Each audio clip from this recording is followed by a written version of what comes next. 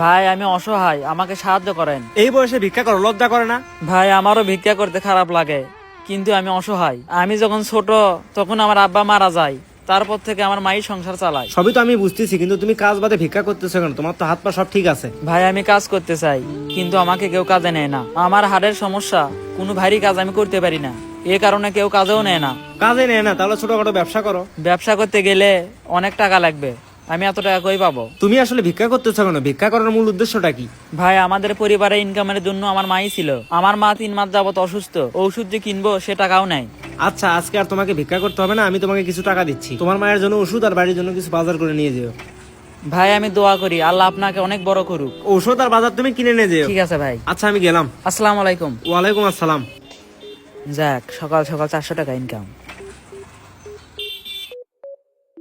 ছোট থেকে দেখতেছি আমার আব্বা কত কষ্ট করতেছে, এখন পর্যন্ত একটা বাড়ি করতে পারলো না। জুবাইর কি এমন করে যে এত সুন্দর বাড়ি করতেছে? এটা তো আমারও মাথায় ঢোকে না। এই টেনশনে 5-6 মাস থেকে ঘুমাতে পারি না। আচ্ছা তুই ওকে জিজ্ঞেস করিস তো ও কি করে? কেমনি জিজ্ঞাসা করবো? ওর তো দেখাই পাই না। আমি কয়েকদিন আগে ফজরের নামাজ পড়ে ফুবুর বাসায় যাচ্ছি, দেখি ও টুপি পরে কই জানি যাচ্ছে। এখন কে যে কি করে বোঝাই যায় না। আয় ভাই আমাদের ইতিমখানা মূলত চুলকানি নগর। আমাদের ইতিমখানাতে সর্বমোট 15 জনের মতো ছেলে আছে এবং 5 জনের মতো বৃদ্ধ মা বাবা আছে। তাদেরকে যে খাওয়াবো সে অর্থ আমাদের কাছে নাই। ইতিমখানা কি আপনার? হ্যাঁ ভাই। এই বয়সে আপনি ইতিমখানা চালান? ভাই আমিও এক ইতিম ছেলে, এক সময় রাস্তায় ঘুরে বেড়াতাম।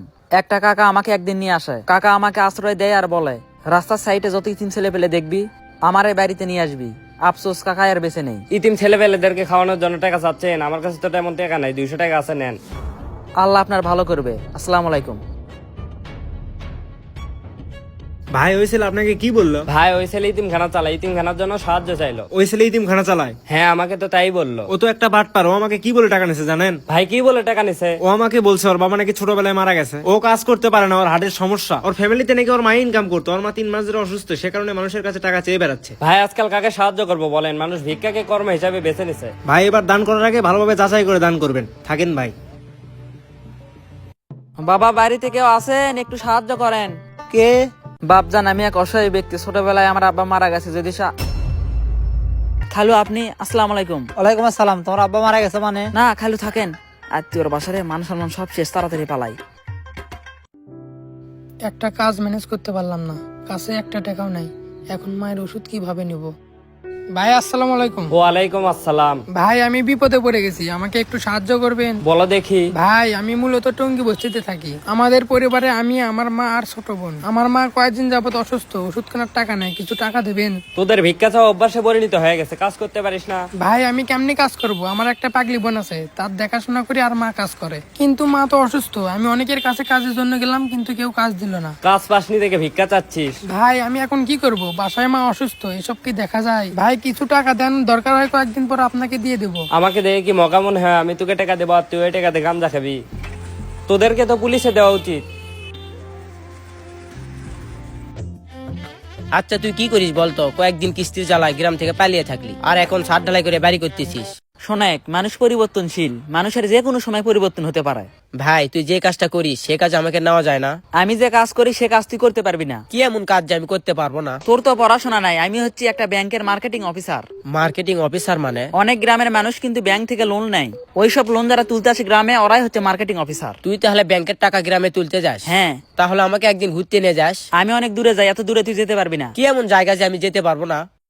এখন বড় হয়ে গেছো, এখন আর খালু বাসায় যাও না। খালু সময়ই তো পায় না। এই পৃথিবীর সবাই ব্যস্ত থাকে, শত ব্যস্ততার মাঝে ঘোরার জন্য সময় বের করতে হয়। খালু কয়েকদিনের ভেতর সময় বের করে আমি ঘুরতে যাবোই। শুধু বলো, যাও না তো?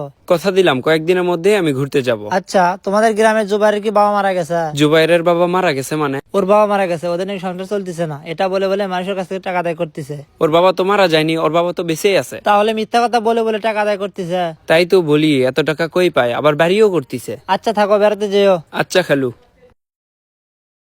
ধলু ভাই, বাড়ির কাজ এমন ভাবে করবেন মানুষ যেন আপনার কাজের প্রশংসা করে এবং এই কাজ দেখে আরো 4-5টা কাজ দেয়। এই ধলু মিস্ত্রি কখনো নিজের প্রশংসা নিজে করে না। আপনাকে ছোট করে একটা তথ্য দেই, এটা 2011 সালের ঘটনা। আমি ঢাকায় রয়্যাল এনফিল্ড ডিজাইনের বাড়ি করতেছি। ওখানে একটা টুরিস্ট যাওয়ার সময় আমার কাজ পছন্দ করে। ওই টুরিস্ট আমাকে বিদেশে যাওয়ার জন্য অফার করে, কিন্তু আমি যাইনি, কারণ আমার দেশের প্রতি একটা মায়া আছে। ধলু ভাই, আমার কাজও আপনি ভালোভাবে করবেন, মানুষ যেন ওই রকম প্রশংসা করায়। এই যে আমি আপনার বাড়ি কাজ নিছি, এটা আমি আপনার মনে করি না, আমি নিজের মনে করে কাজ করি। সেটাই ভাই, নিজের মনে করে কাজ করবেন। কয়েকদিনের মধ্যে আমরা শাটারিং খুলে দেবো, আপনি ইট বালু আস্তে আস্তে নিয়ে আসেন, তারপরে আমরা কাজ শুরু করে দেবো। হ্যাঁ ভাই, আজকে 5000 ইট নিয়ে আসলাম, আগামীকাল মনে হয় বালু নিয়ে আসবো। ভাই একটা কথা বলতাম। হ্যাঁ বলেন। ভাই কিছু টাকা দেবেন, বউকে আজকে একটু মার্কেটে নিয়ে যেতাম। আপনাকে না কয়দিন আগে টাকা দিলাম। ভাই টাকা কি থাকার জিনিস, শেষ হয়ে গেছে। আচ্ছা আসেন, এর আগে কিন্তু সর্বমোট 50,000 টাকা নিছেন। হ্যাঁ ভাই, আমার সব মনেই আছে।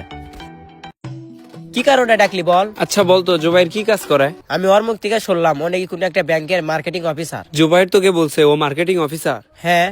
ও কি করে জানিস? কি করে? ও বিভিন্ন এলাকায় যায়, গিয়ে মানুষকে বলে ওর বাবা মারা গেছে, ওদের নাকি সংসার চলতেছে না, এসব বলে বলে মানুষদের থেকে টাকা আদায় করে। কি বলিস এসব? হ্যাঁ রে, আমার খালুদের এলাকায় গিয়ে টাকা আদায় করছে। তাহলে ভিক্ষার টাকা দিয়ে এত বড় বাড়ি করতেছে? তাই তো বলি, এত টাকা পাই কই? তাই বলে বাবার মৃত্যুর কথা বলে মানুষের কাছ থেকে টাকা নিয়ে আসে। যে টাকার নেশায় আসক্ত হবে সে মনুষ্যত্ব হারিয়ে ফেলবে। আল্লাহর নাম লয়ে শুরু করি, বিসমিল্লাহ।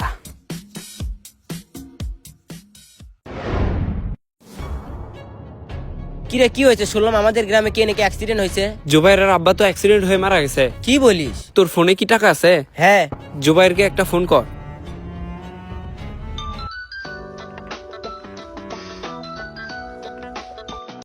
হ্যালো, তুই এখন কই আছিস? আমি তো এখন অফিসে। তোর আব্বা তো অ্যাক্সিডেন্ট হয়ে মারা গেছে।